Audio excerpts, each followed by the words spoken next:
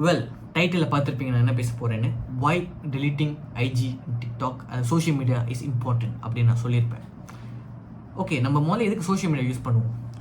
News பார்க்குறதுக்கு, என்டர்டெயின்மெண்ட்டுக்கு, மியூசிக்கு, ஃபேஷனுக்கு, அதுக்கு தான் நம்ம யூஸ் பண்ணுவோம். இதெல்லாம் பெனிஃபிட்ஸ் அப்படின்னு சொல்கிறாங்க. யார்? இந்த சோஷியல் மீடியா யூஸ் பண்ணுறவங்க, சோஷியல் மீடியாவோட ஓனரே, அந்த இருக்கிற கம்பெனி சம்மந்தப்பட்டவங்களே சொல்கிறாங்க. பட் இதெல்லாம் ஒரு ட்ராப்பாக உங்களை மாட்ட வைக்கிறதுக்குன்னு நான் சொன்னால் நீங்கள் நம்புவீங்களா? எப்படி ஒரு சேல்ஸ்மேன் ஒரு ப்ராடக்டை உங்கள்கிட்ட விற்கிறதுக்கு, அம்மா இது வாங்குங்கம்மா, இது ரொம்ப நல்லதுமா அப்படின்னு சில பெனிஃபிட்ஸ்லாம் சொல்லி உங்களை வாங்க வைக்கிறாங்க. அதே மாதிரி தான் அது மூலிமா அவங்களை ட்ராப் பண்ணி அவங்க அது மூலிமா சம்பாரிச்சிட்ருக்காங்க. அது உங்களுக்கு சொன்னால் புரியுமா? பெனிஃபிட்ஸ் இருக்குதுன்னு கேட்டிங்கன்னா நிறைய பெனிஃபிட்ஸ் இருக்குது. ஒரு இடத்துல ஒரு தவறு நடக்குதுன்னா அதை வைரலாக்கி அந்த தவறுக்கான உடனே சொல்யூஷனை கொண்டு வருது. ரொம்ப முக்கியமான விஷயம். ஒரு இடத்துல தண்ணியே இல்லை, அதாவது அந்த ஏரியாவில் தண்ணி இல்லை, அதை பற்றி ஒரு வீடியோ பண்ணி டிக்டாக்ல வைரல் ஆக்கி அப்புறம் அந்த இடத்துல இருக்கிற அந்த கவுன்சில் பார்த்து சரி பண்ணி, அதெல்லாம் நல்ல நல்ல விஷயங்கள், ரொம்ப ரொம்ப முக்கியமான நல்ல நல்ல விஷயங்கள் அதில் நடக்குது. குட். பட் அதை தாண்டி நம்மளோட பர்சனல் லைஃப்பில், அதாவது ஒவ்வொரு என்ன மாதிரி ஒரு சாதாரண ஸ்டூடெண்ட்டுக்கு பெனிஃபிட்ஸை விட நெகட்டிவிட்டி, அதாவது அதோட நெகட்டிவிட்டின்னு சொல்ல முடியாது, அதோட கான்சிக்வன்ஸ், அதோட என்ன சொல்கிறது, டிஸ்அட்வான்டேஜஸ் ரொம்ப அதிகமாக இருக்குது. அது நான் எக்ஸ்பீரியன்ஸ் பண்ணதை தான் நான் ஷேர் பண்ண போகிறேன். ஃபர்ஸ்ட் ரீசன் என்னென்னா, to lead a conscious life and to connect to the real world. நீங்கள் சோஷியல் மீடியான்ற ஒரு வெர்ச்சுவல் ரியாலிட்டிக்குள்ளே போய் அது மூலிமா ரொம்ப எங்கேஜாக இருக்கீங்க. நானே அந்த இடத்துல இருந்திருக்கேன், இல்லைன்னு சொல்லலை. நான் என்னோட இன்ஸ்டாகிராம் அக்கௌண்ட்டில் போனீங்கன்னா நான் நிறைய வீடியோ போட்டிருப்பேன், நிறைய ஸ்டோரி போட்டிருக்கேன். ஓகே, ரொம்ப எங்கேஜ்டு. இது ஒரு கட்டத்துக்கு மேலே எங்கே போகுதுன்னா, எல்லா இடத்துலையும் யூஸ் பண்ண ஆரம்பிச்சிடும். இப்போ நார்மலாக சோஷியல் மீடியா எங்கே யூஸ் பண்ணுவோம்? ரூமில் இருக்கிறப்ப போர் அடிக்குதுடா, ஓகே ஒரு என்டர்டெயின்மெண்ட் வீடியோ பார்ப்போம். வெளியில் போகிறேன், ஓகே எனக்கு போர் அடிக்குது, அப்போ பார்ப்போம், அதெல்லாம் ஓகே. பட் எல்லா இடத்துலையுமா, லைக் எப்படின்னா கிளாஸில் லெக்சரர் சொல்லி தந்துட்டு இருக்காங்க, ஒரு 5 நிமிஷம் பிரேக். அந்த பிரேக்கில் கூட தாங்க முடியாமல் இன்ஸ்டாகிராமில் நான் பார்த்துட்ருக்கேன், ரீல்ஸ் பார்த்துட்ருக்கேன். நானே பார்த்துட்ருக்கேன். அந்த காலத்தில் என்ன பண்ணுவாங்க யோசிச்சு பாருங்களேன். ஃப்ரெண்ட்ஸோட பேசுறது, அப்படியே ஃப்ரெண்டு கூட்டிகிட்டு இருங்க சார் பிரேக்கு ரெஸ்ட் ரூம் போயிட்டு வரோம், அப்படியே பேசிட்டு அப்படியே அங்கே போகிறதுக்கு இதை பண்ணுவோம். நிறைய பேர் அதை பண்ணுறது இல்லை, ஃபோன்லேயே எல்லாமே இருக்குது, அதை ஃபோன்லேயே அப்படியே டைம் ஸ்பெண்ட் பண்ணிடலாம். அது ஒன்று. சாப்பிட்றப்ப கேன்டீனில் பசங்களோடலாம் பேசாமல் நான் ஃபோனை பார்த்துட்டு சாப்பிட்டுட்ருக்கேன். நான் மட்டும் இல்லைங்க, கூட இருக்கிற எல்லாருமே. இப்படி நம்ம பண்ணிட்டு இருந்தோம்னா நம்ம எப்போ மனுஷங்களோட கனெக்ட் பண்ண போகிறோம்? நியூ ஃப்ரெண்ட்ஸ் மேக் பண்ணுற ஆப்பர்ச்சுனிட்டி கூட இந்த சோஷியல் மீடியா தடுக்குது. எப்படின்னா நம்ம அதில் அடிக்ட் ஆகிற அளவுக்கு.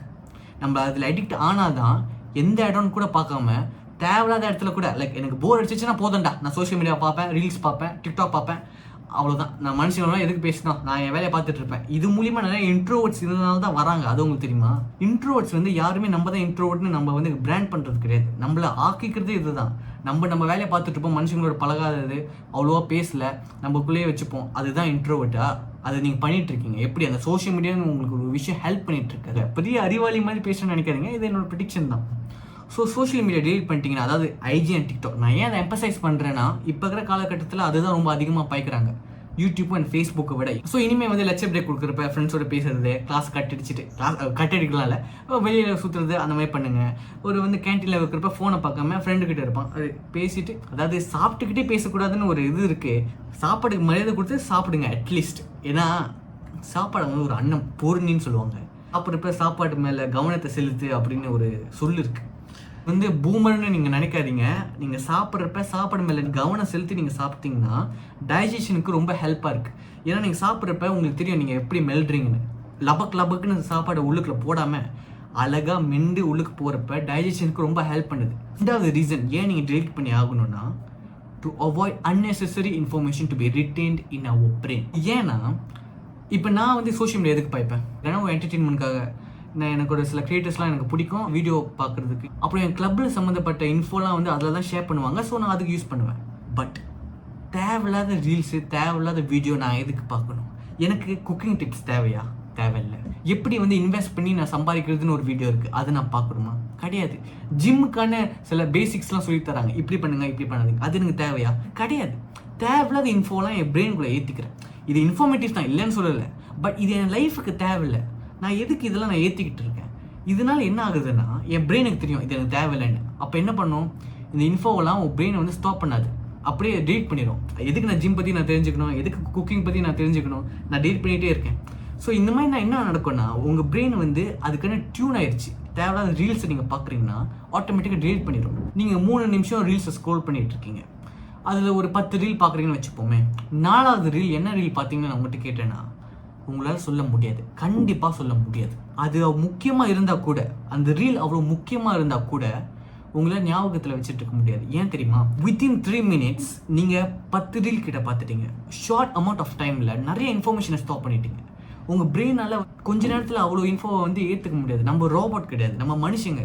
குயிக் லேர்னர் இருக்காங்க, இல்லைன்னு சொல்லலை. பட் நம்ம வந்து ஸ்லோ அண்ட் ஸ்டெடியாக தான் ஒரு விஷயத்தை வந்து முதல்ல வாங்கிட்டு அப்புறமா சீக்கிரமாக கற்றுப்போம். டக்கு டக்குன்னு வீடியோ பார்த்துட்டேன்டா, இது கற்றுக்கிட்டேன், 2வது இதா 3வது இது, அப்படிலாம் அதெல்லாம் கிடையாது. உங்கள் பிரெயின் என்ன ஆகும்னா ஈஸியாக டயர்ட் ஆகிரும். இது என் படிப்புக்கு எப்படி இம்பேக்ட் ஆகுது தெரியுமா? டெஸ்ட் 1க்காக ஒரு டாபிக் படிச்சுட்ருக்கேன், படித்து முடிச்சிட்டேன். அடுத்தது டெஸ்ட் 2ல் வந்து அந்த டாபிக் திருப்பி வருது. அது என்ன டாபிக்னு நான் சுத்தமாக மறந்துட்டேன் சுத்தமாக. எனக்கு தெரியல என்னடா இதெல்லாம் நம்ம படிச்சோமா அப்படின்னு இருக்கு. ஏன்னா என் பிரெயின் வந்து இது தேவையில்லை, டெஸ்ட் 1க்கு அப்புறம் இது தேவையே இல்லை, இது வந்து மறந்துடு அப்படின்னு மறந்துட்டேன். பட் அது என்னோட இன்ஜினியரிங்க்கு ரொம்ப ரொம்ப முக்கியமான ஒரு டாபிக். எப்படி நான் வந்து ஒரு ஷார்ட் அமௌண்ட் ஆஃப் டைமில் நான் மறந்தேன்னு எனக்கே தெரியல. அப்புறமா நான் படிக்கிறேன், அப்புறமா படித்து ஓகே டெஸ்ட் 2ல் ஒழுங்காக பண்ணியாச்சு. இது என்னடா அப்படின்னு யோசிச்சா எனக்கு பயமாக இருக்குது. இந்த ரீல்ஸ்னால இவ்வளோ பெரிய இம்பாக்ட் இருக்கா? வேறு ரீசன் கூட இருக்கலாம். மேபி நான் வந்து லாஸ்ட் மினிட்ல படித்ததாக கூட இருக்கலாம், இல்லை வேறு ஏதாவது ரீசன்ஸ் கூட இருக்கலாம். பட் இது ஒரு காரணமாக இருக்குன்னு எனக்கு லேட்டாக புரிய வந்துச்சு.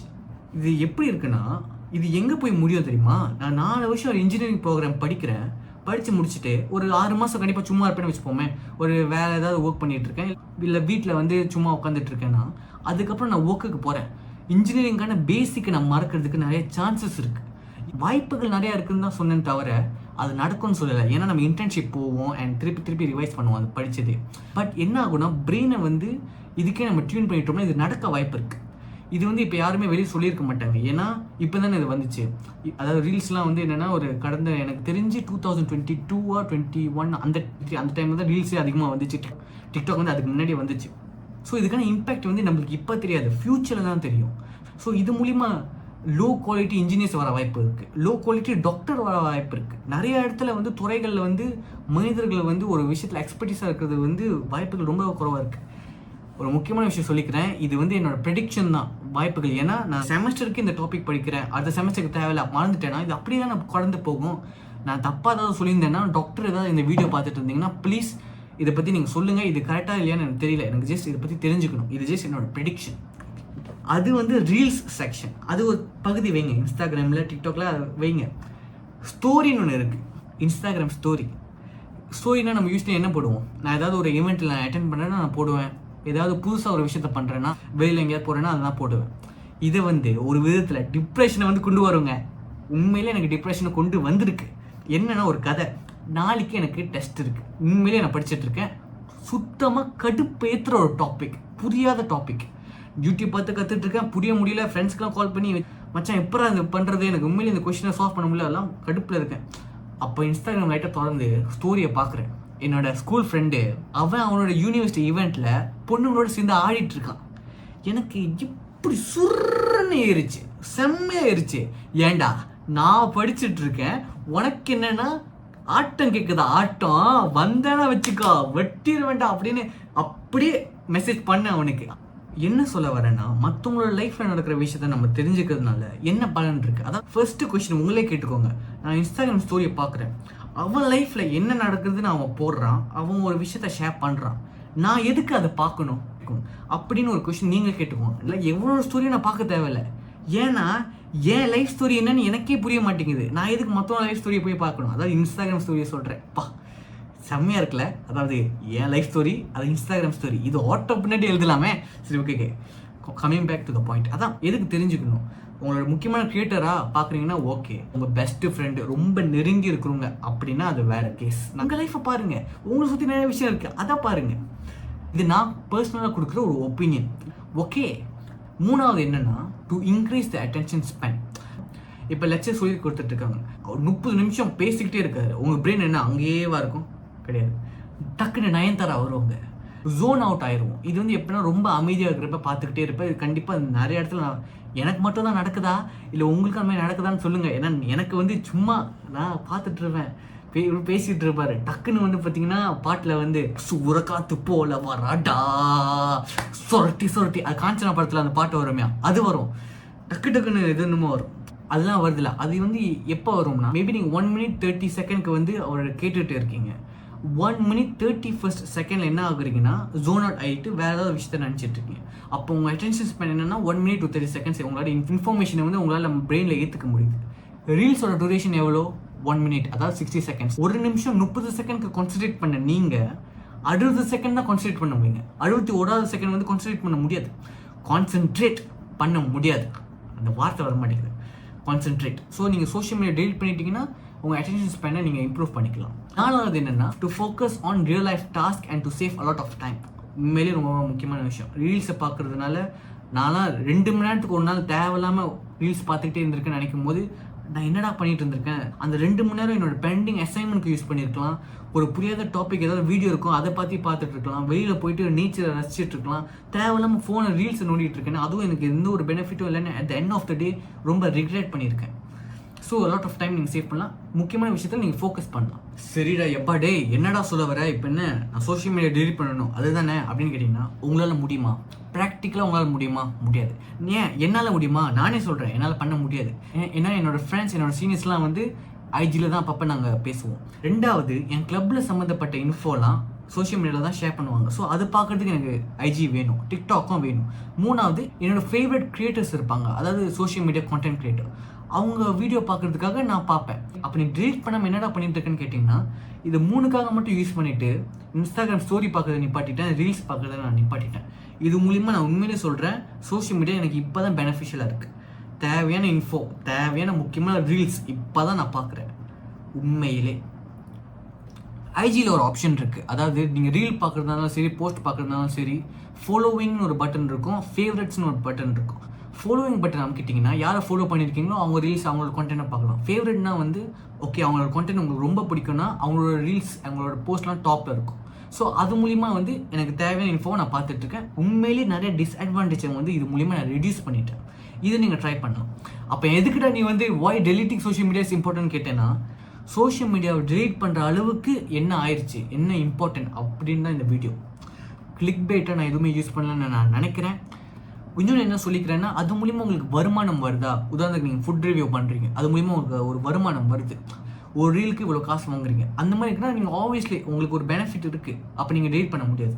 யாருக்கு இந்த வீடியோனா சோஷியல் மீடியானா என்ன, அது எதுக்கு நம்ம யூஸ் பண்ணுறோம், தேவையில்லாமல் எதுக்கு இருக்குது, அதாவது ஐஜி, டிக்டாக், ஃபேஸ்புக் என்ன வந்தாலும் சரி, உங்களுக்குலாம் வந்து சோஷியல் மீடியா என்னன்னு தெரியல, நம்ம எதுக்கு யூஸ் பண்ணுறோம். ஓகே நிறையா ஃபீச்சர்ஸ் இருக்குது, எல்லாத்தையும் பார்க்குறோம், மற்றவங்களோட இன்ஸ்டாகிராம் ஸ்டோரி எல்லாத்தையும் பார்த்து வரோம், ரீல்ஸும் சும்மா பார்த்துட்டு இருக்கோம். அது கரெக்டான இதோட பெனிஃபிட்ஸ் என்ன, இது லாங் டேர்மில் இதோட இம்பாக்ட் என்னன்னு தெரியல. பார்த்தீங்களா, இவங்களுக்கு தான் இந்த வீடியோ. ஸோ நான் சொன்ன டிஸ்அட்வான்டேஜஸ் வந்து அவங்க லைஃப்பில் வராமல் இருக்க பார்த்துக்கலாம்.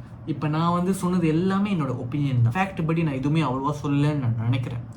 நான் ஏதாவது தப்பாக சொல்லியிருந்தேன்னா, ஏதாவது இன்ஃபோ தப்பாக இருந்துச்சுன்னா, உங்களுக்கு அதில் நீங்கள் எக்ஸ்பர்டீஸாக இருந்தீங்கன்னா ப்ளீஸ் கமெண்ட் பண்ணுங்கள், நான் கற்றுக்குறேன்.